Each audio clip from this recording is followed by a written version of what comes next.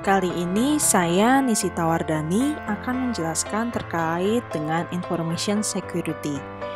Di dalam information security ada 5 hal yang akan kita pelajari. Yang pertama terkait dengan faktor-faktor yang menyebabkan kerentanan di dalam sebuah informasi. Yang kedua, ancaman yang tidak diinginkan. Yang ketiga, ancaman yang sengaja dilakukan. Yang keempat, perlindungan informasi, dan yang terakhir adalah pengendalian informasi. Kita akan masuk ke bagian yang pertama.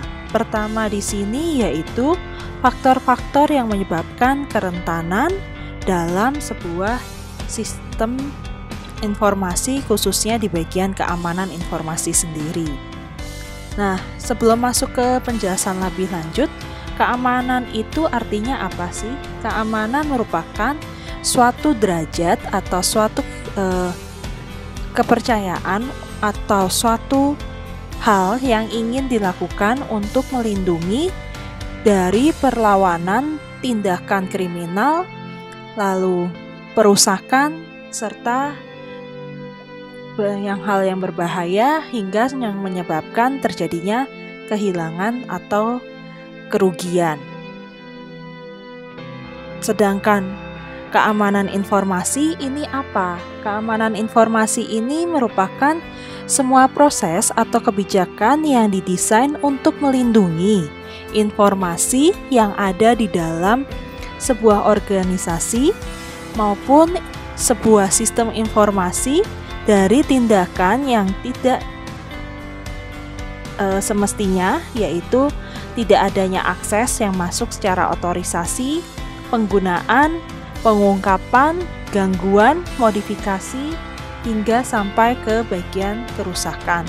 Jadi dengan kata lain, keamanan sebuah informasi itu niatnya atau dengan kata lain dibuat ingin untuk melindungi informasi di organisasi maupun sistem informasi yang ada di dalam sebuah organisasi.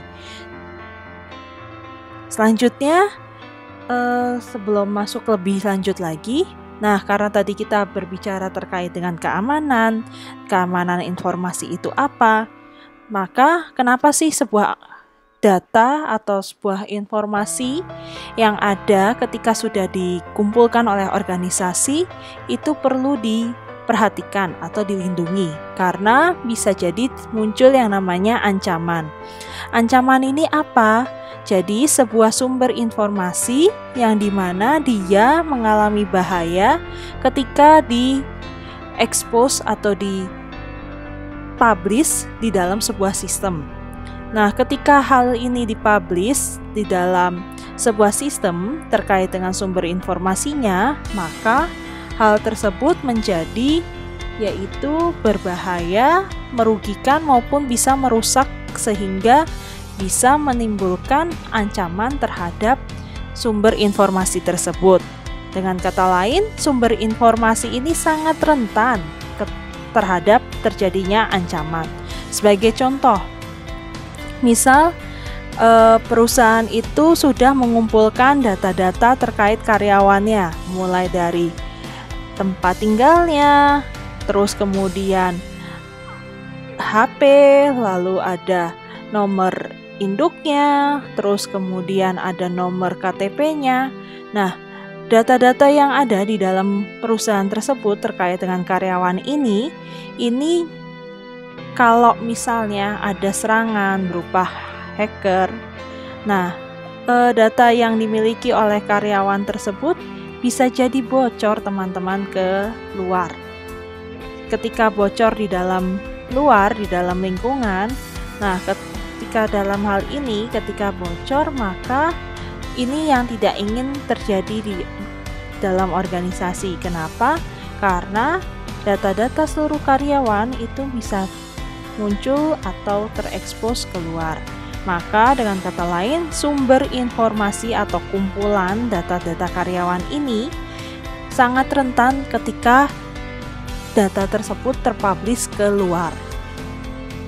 Nah, maka apa saja sih faktor-faktor yang menyebabkan rentan di dalam sebuah informasi tersebut? karena tadi berbahaya jika data karyawannya keluar atau data misalnya terkait dengan strategi perusahaan itu keluar. Itu juga menyebabkan hal yang berbahaya. Mengapa? Karena kompetitor kita pun mengetahui kira-kira nanti strategi apa yang akan kita lakukan dalam waktu dekat, dalam waktu yang lebih lama, atau 5 tahun ke depan, dan sebagainya. Nah, faktor apa yang menyebabkan hal tersebut, gitu ya? Yang pertama, adanya faktor di mana semuanya saling terkoneksi satu sama lain dengan menggunakan bantuan internet. Tentunya, adanya bantuan dari internet ini itu dapat membantu untuk kita mengakses semua informasi yang ada di dalam organisasi, kapanpun dan dimanapun kita bisa mengakses informasi tersebut. Nah, jelas hal ini menjadi tidaknya aman bagi pihak perusahaan. Seperti contoh, kayak kita saat ini, kalau teman-teman ingat, minggu lalu saya menjelaskan tentang istilah yaitu bring on your device. Maka istilah ini tentunya ketika dibawa dan dikerjakan dimanapun dan menggunakan device tersebut untuk membantu pekerjaan, membantu semuanya bekerja lebih cepat, produktivitasnya lebih tinggi. Nah, ini tentunya ketika dia membawa data tersebut atau informasi perusahaan di dalam tempat tinggalnya, ini juga bisa menimbulkan kerentanan. Kenapa? Karena bisa jadi internet atau jaringan yang mereka pakai itu bisa jadi karyawan tidak hanya mengakses alamat resmi dari pihak organisasi, melainkan alamat tidak resmi dari pihak organisasi. Misal, ketika teman-teman buka internet banking gitu ya, ada www.bca.com. Nah, misal di sini alamatnya bukan BCA gitu ya, tetapi alamatnya yang sama untuk direct ke tampilan BCA, tetapi kalian salah alamat dalam mengklik alamat website tersebut. Selanjutnya, yang kedua yaitu adanya penyimpanan sebuah data atau informasi yang jumlahnya lebih kecil, lebih cepat, dan murah. Nah, alat penyimpanan ini seperti flash disk, hard disk, itu mudah tercuri teman-teman. Jadi ketika kalian menaruhnya sembarangan ataupun misalnya menaruhnya hanya di dalam PC kalian, dalam disimpan di hard disknya atau SSD. Nah, ketika terhubung dengan internet, ini juga bisa memungkinkan adanya orang menghack dari data yang atau komputer yang ada kalian pakai di tempat tinggal masing-masing. Dan jelas ini merupakan hal yang membuat rentan di dalam sebuah informasi organisasi. Selanjutnya, yang ketiga yaitu adalah skill. Skill di sini atau kemampuan di dalam melakukan hacker itu semakin lebih kecil. Mengapa? Karena semua informasi bisa kita cari lewat internet dan tentunya internet ini pastinya juga berisi terkait dengan script atau yang namanya bahasa pemrograman. Itu lebih mudah untuk dicari di dalam internet karena semua informasi bisa langsung kita ketahui. Nah, dengan adanya hal ini, maka kemampuan orang yang menggunakan dan mendownload sebuah script tadi yang bisa digunakan untuk melawan sebuah sistem informasi di dalam perusahaan itu juga menjadi terbatas. Maka dengan kata lain, kemampuan menjadi hacker itu makin lama makin menurun.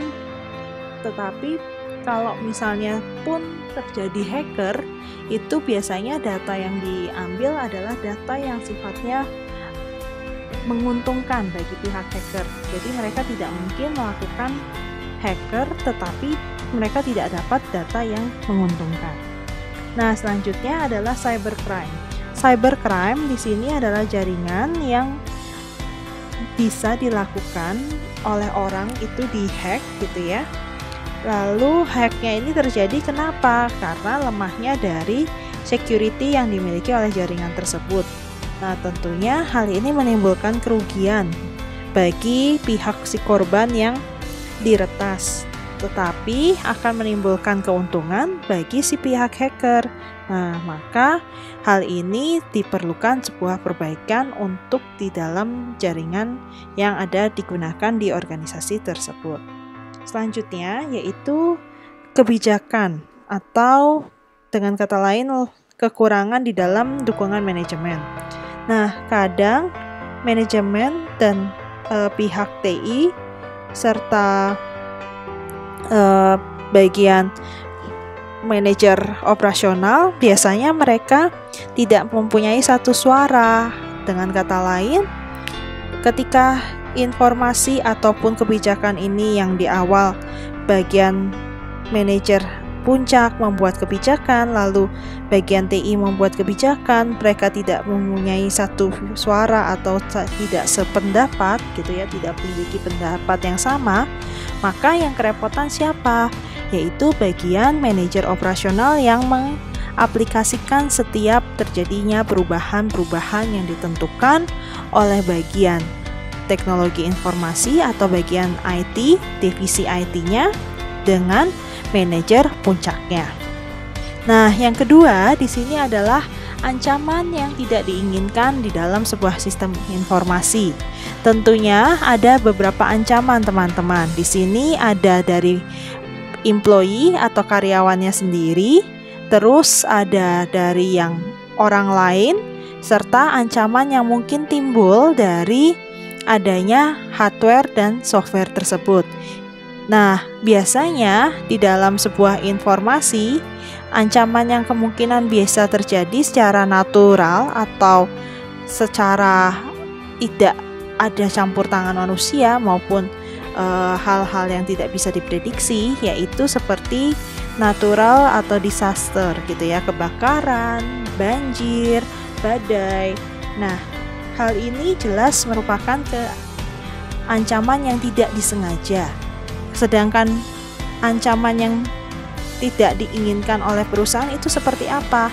Yaitu karyawan ternyata bisa melakukan beberapa hal. Sebagai contoh, application programmer ternyata dia bisa memprogram sebuah aplikasi yang fungsinya berlainan dengan spesifikasi yang diminta. Lalu sebagai operator ternyata dia melakukan yang namanya pencurian data yang sifatnya rahasia, lalu menginstal sistem yang sifatnya tidak aman. Sedangkan user sebagai karyawan biasa, dia bisa jadi melakukan penginputan data yang sifatnya itu merugikan. Jadi banyak kesalahan-kesalahan yang dia lakukan. Terus di sini juga password yang dibuat oleh karyawan tersebut itu lemah, tidak canggih, sehingga menyebabkan mudah sekali informasi yang ada di perusahaan itu dicuri. Dan yang terakhir, terjadinya kekurangan atau kelemahan di dalam training. Nah, kelemahan di dalam training ini pun juga menyebabkan kelemahan di dalam sebuah keamanan sistem informasi atau keamanan informasi tersebut. Lalu, bagaimana dengan hardware? Hardware di sini ternyata perangkat itu juga memiliki kelemahan. Kenapa? Karena bisa jadi ada di bagian database yang melakukan pencurian terhadap data tersebut. Dengan cara bagaimana? Yaitu adanya akses yang tidak terotorisasi oleh bagian organisasi, sehingga dia mengambil keuntungan akibat informasi yang ditanam atau informasi yang diberikan atau disimpan di dalam database tersebut. Lalu di sisi lain, dia juga mendapatkan keuntungan akibat melakukan penggandaan yang tidak semestinya. Seperti contoh yang ada di dalam film-film itu kan banyak sekali ya.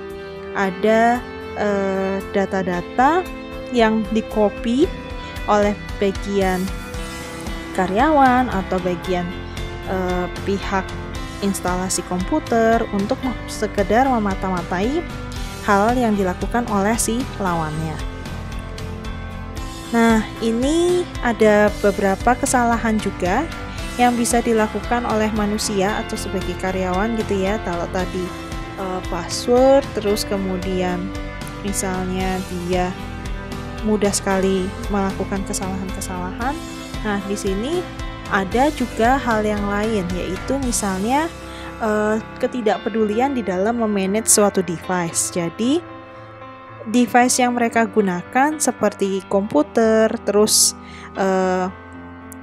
perangkat yang lain ketika digunakan di luar organisasi maupun digunakan di dalam bertemu dengan klien, mereka menaruhnya dengan tidak baik sehingga bisa jadi data itu mudah dicuri oleh pihak kompetitor atau ketinggalan di hotel yang mereka tempati untuk tinggal saat perjalanan dinas.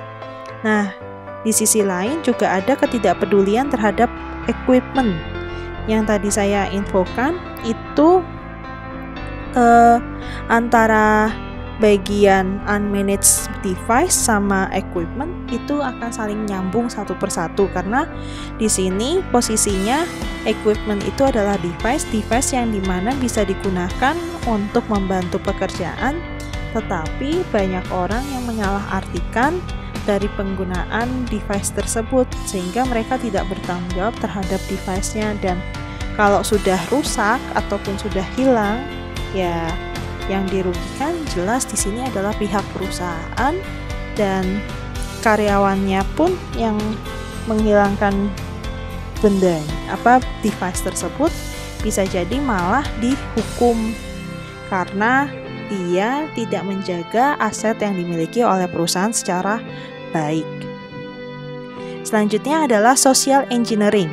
Social engineering ini ternyata adalah yang dinamakan perlawanan dengan cara memanipulasi gitu ya, triknya memanipulasi bagian si karyawan yang ada di organisasi dengan cara menyebutkan password yang tidak semestinya. Kadang kan kalau kita misalnya memasukkan informasi tertentu atau menginginkan mengambil informasi yang ada di dalam sebuah web, ketika kita menggunakan jaringan yang tidak kita percaya, atau dengan kata lain ada istilah jaringan yaitu untrusted gitu ya. Nah, tentunya di sini hal ini juga rentan. Kenapa? Karena bisa jadi jaringan yang kita lagi pakai itu disadap, sehingga bisa jadi juga ada password yang ketika kita lupa terus kita perbaiki, yang dimunculkan ternyata password yang tidak semestinya. Bagian ketiga dari chapter ini yaitu ancaman yang disengaja dalam sebuah sistem informasi. Nah, ancaman apa saja yang mungkin timbul? Yang pertama yaitu adalah espionage or trespass. Jadi akses informasi yang secara ilegal.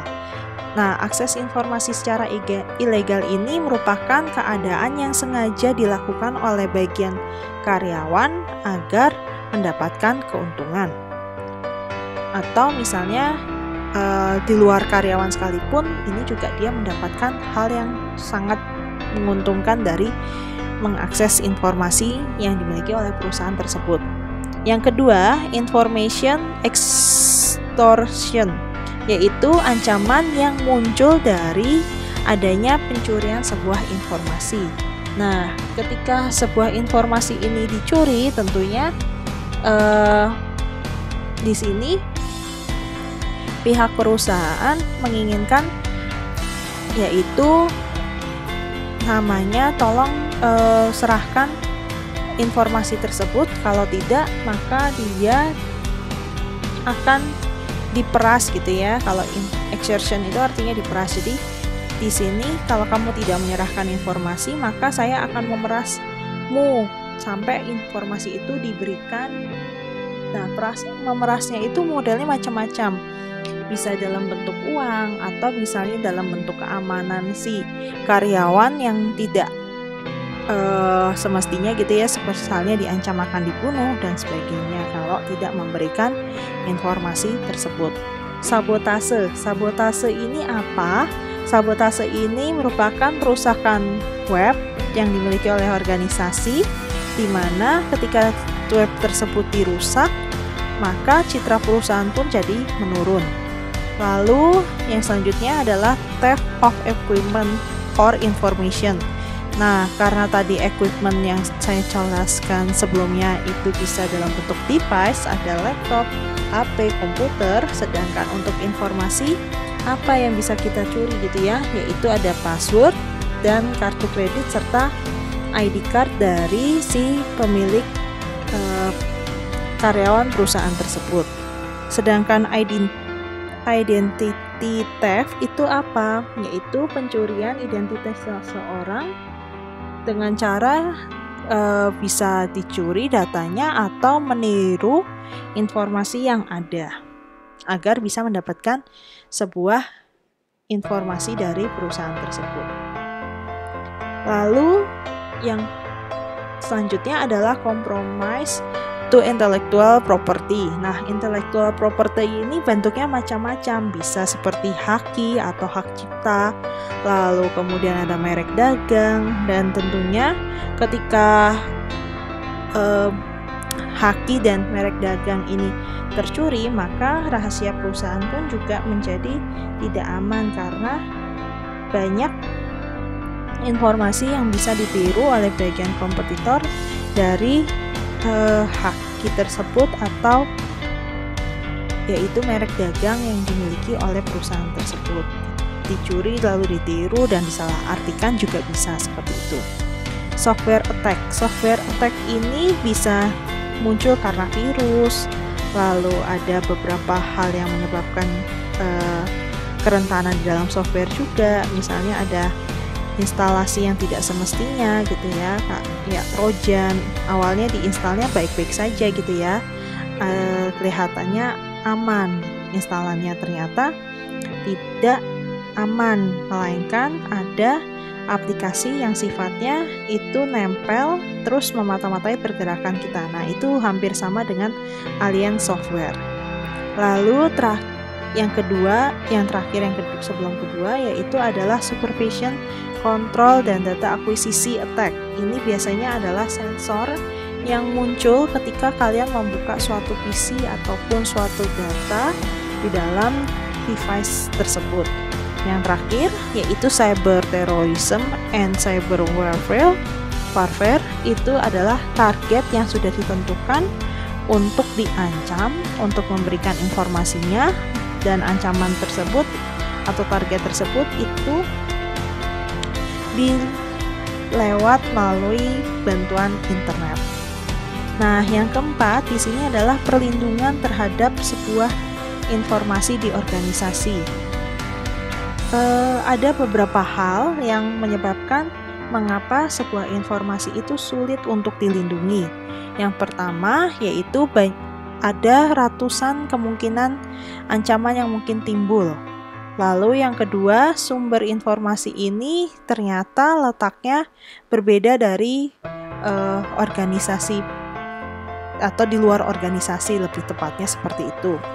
Lalu kemudian banyak informasi yang beredar, termasuk di dalam hal ini teknologinya, dan banyak orang yang cenderung untuk melakukan perlawanan terhadap keamanan prosedur juga. Jadi kemungkinan munculnya hal tersebut ini menyebabkan informasi di dalam sebuah organisasi ini menjadi rentan gitu ya, karena banyak orang yang dengan sengaja ingin mengambil informasi tersebut untuk digunakan dan mencari keuntungan bagi dirinya. Keamanan di dalam melindungi sumber sistem informasi atau sumber informasi, maka kita harus mengidentifikasi dahulu risiko apa yang mungkin timbul. Nah, risiko yang mungkin timbul ini bisa menyebabkan dampak bagi organisasi tersebut. Nah, bagaimana caranya agar risiko itu tidak terjadi? Caranya adalah kita mengidentifikasi dahulu bentuk pengendalian, terus meminimalisir adanya ancaman, lalu melihat bagaimana caranya agar bisa mengurangi risiko yang mungkin timbul terhadap sumber informasi tersebut.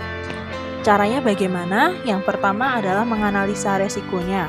Jadi dianalisis dahulu resikonya, dilihat dari aset apa yang lagi kita lindungi, terus estimasi apa yang akan muncul ketika kalau aset itu ada terkena masalah, atau misalnya PC kita itu terkena virus. Nah, ketika PC yang kita miliki terkena virus dan dampaknya ini besar, maka dilihat berapa sih biaya yang akan dikeluarkan akibat PC atau komputer yang terkena virus tersebut. Selanjutnya, risiko mitigasi atau mengurangi risiko. Caranya ada dua. Yang pertama, mengendalikan untuk mencegah ancaman tersebut. Yang kedua adalah mengembangkan perbaikan dari ancaman tersebut. Yang ketiga yaitu pengendalian. Jadi, mengevaluasi pengendalian yang sudah kita lakukan. Cukup nggak sih pengendaliannya kalau misalnya biaya yang muncul itu lebih banyak daripada yang kita waktu investasikan sebuah aset gitu ya. Aset di sini bisa tidak hanya hardware tetapi bisa software, maka pengendalian yang kita lakukan waktu mengeluarkan biaya tersebut itu tidak efektif karena tidak memprediksikan bahwa ketika ada suatu masalah ternyata nantinya muncul biaya yang besar seperti itu. Nah, cara memitigasi sebuah risiko gimana? Ada 3. Risiko acceptance, yaitu menerima potensial risiko yang terjadi tanpa adanya sebuah pengendalian. Yang kedua, risiko yang terbatas. Di sini lebih kepada mengimplementasikan sebuah pengendalian dan meminimalisir akan dampak yang mungkin timbul. Jadi meminimalisir hal-hal yang akan mungkin timbul. Nah, risiko transfer itu adalah mentransfer risiko dengan arti ketika ditransfer kitanya akan sedikit lebih nyaman atau aman karena ternyata sudah ada yang menjamin gitu ya. Jadi ada timbulnya kompensasi ketika ada kerugian tersebut, seperti misalnya kalau device kita rusak. Nah, device kita rusak ini ternyata device-nya sudah diasuransikan. Jadi ini yang disebut dengan risk transfer. Dengan kata lain, kita nggak pusing-pusing lagi dengan device yang rusak tersebut, melainkan ada ganti rugi dari device yang rusak tersebut. Nah, yang terakhir, yang di poin kelima, yaitu pengendalian sebuah keamanan informasi. Dalam mengendalikan sebuah keamanan informasi, ini juga perlu diperhatikan. Yang pertama, di dalam sistem informasi, kalau teman-teman masih ingat, tidak hanya berkaitan dengan yaitu input, proses, dan output gitu ya, atau di sini lebih kepada resource-nya apa, terus prosesnya caranya seperti apa, hingga nanti outputnya bagaimana. Melainkan juga harus diperhatikan data yang muncul untuk diinputkan di dalam sebuah device. Jadi kalau teman-teman ingat kembali waktu di dalam pertemuan yang kedua gitu ya, saya membahas terkait dengan model-model inputan untuk di dalam sebuah informasi, dan inputan ini bisa lewat apa saja gitu ya. Bisa melalui inputan suara, inputan di dalam bahan material atau data yang nantinya akan diproses atau lewat resource-nya, yaitu bisa orang maupun proses di dalam suatu aktivitas sehingga nanti menghasilkan output yang berguna. Maka kalau berhubungan dengan data, ketika data ini sudah diinput, maka nanti akan ada prosesnya. Di sini misal inputannya berupa barcode, maka yang memproses adalah yang menginputkan, yaitu orang tersebut. Outputnya apa? Ternyata barcode-barcode tersebut ketika diinputkan akan memberikan informasi di dalam struk belanja, misal seperti itu. Jadi information security ini tidak hanya berkaitan dengan data saja, tetapi juga perlu dilakukan di softwarenya, lalu hardwarenya maupun jaringannya. Nah, langkah-langkah yang perlu dilakukan untuk mengendalikan sebuah keamanan informasi bisa berbagai langkah, yaitu mulai dari pengendalian secara fisik lewat sensor, ada pintunya, dijaga temperaturnya, dicek waktu loginnya kapan, terus loginnya melalui komputer yang mana. Lalu ada juga akses kontrol. Akses kontrol di sini lebih kepada membatasi akses kepada orang-orang yang bisa masuk ke dalam tampilan software ataupun device tersebut. Seperti misalnya teman-teman menggunakan password gitu ya. Berarti pembatasan akses password itu untuk device-nya yang misalnya teman-teman pakai adalah HP. Maka di sini akses kontrolnya itu menggunakan bukti autentikasi, bisa secara biometrik atau dengan fingerprint, retina, lalu suara ataupun dengan mimik wajah. Terus sedangkan otorisasi adalah di sini lebih kepada memberikan akses gitu ya, hanya kepada orang yang memiliki hak istimewa. Misalnya kalian bisa membuka situs kuliah, ya berarti karena kalian mempunyai akses terhadap situs tersebut. Nah, maka akses apa yang kalian miliki? Yaitu mulai dari NPM-nya sampai dengan password yang kalian punya untuk masing-masing orang. Lalu selanjutnya adalah komunikasi. Di dalam komunikasi ini ada contohnya ada firewall itu seperti pintu, anti malware ini seperti lebih tepatnya antivirus gitu ya. Sedangkan whitelisting ini lebih tentunya itu kalau teman-teman artikan dia bisa seperti yaitu untuk whitelisting ini contohnya adalah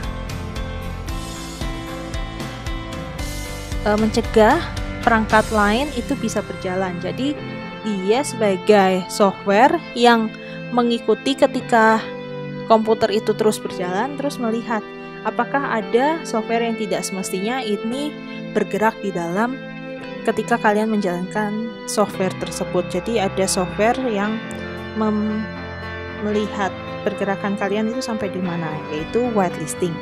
Lalu encryption itu seperti pesan WhatsApp yang biasanya kita encrypt untuk biar hanya orang itu saja yang menerima informasi tersebut sehingga tidak mudah untuk dibajak atau dihack oleh orang lain.